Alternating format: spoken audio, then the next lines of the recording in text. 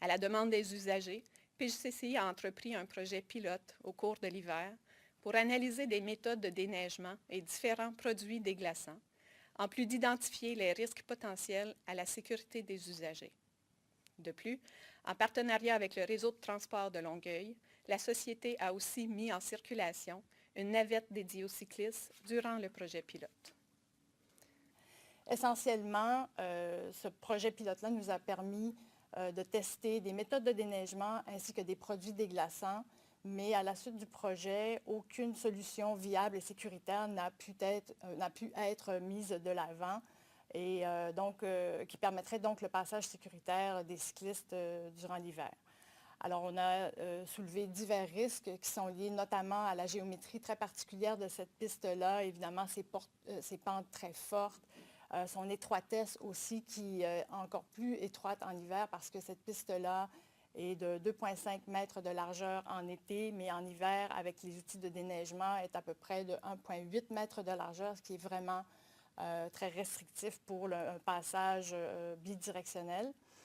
On a aussi la présence de structures élevées qui augmentent donc le risque de chute de glace sur les cyclistes.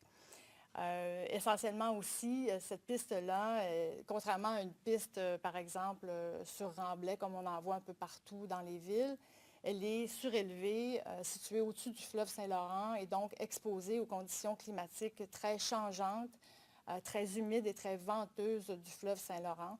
Alors, pour toutes ces raisons, nous n'avons pas été en mesure d'identifier donc une solution qui soit sécuritaire et qui permette donc le passage sécuritaire des cyclistes en hiver.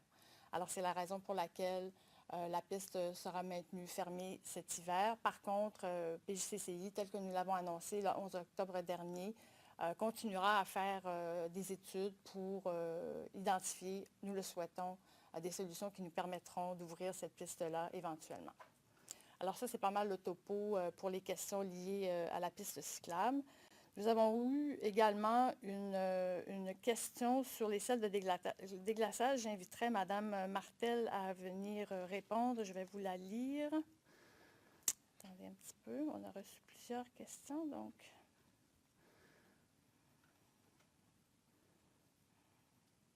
Alors, la question était, la neige du tablier du pont est-elle majoritairement éliminée grâce à des quantités phénoménales de sel, puis vidée dans le fleuve via les drains? Madame Martel? Alors, au niveau du déneigement du pont Jacques-Cartier, évidemment, oui, il y a du sel pour maintenir les voies dans un bon état, mais la neige, quand on enlève la neige, donc le sel avec, on pousse la neige et on la ramasse. Donc, on souffle la neige et on la ramasse. Donc, il y a peu d'écoulement qui se fait via les drains.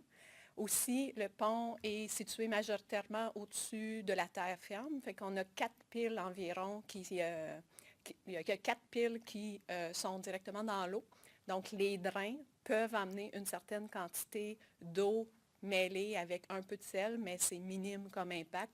Nos gens en environnement sont très conscients de ça, nos gens en opération. Il n'y a pas d'enjeu à ce niveau-là parce que c'est dans la dilution, là, il n'y a pas d'enjeu au niveau des sels qui peuvent se retrouver dans le fleuve. Mais comme je dis, c'est peut-être 4 drains là, qui se jetteraient à proximité du fleuve. Sinon, le reste, l'eau s'élimine via le réseau municipal là, d'égouts pluvial. Alors, on continue de recevoir des questions sur l'ouverture de la piste hivernale. On a adressé ce point-là, donc je pense que ça clôt la rencontre pour ce matin. Merci beaucoup.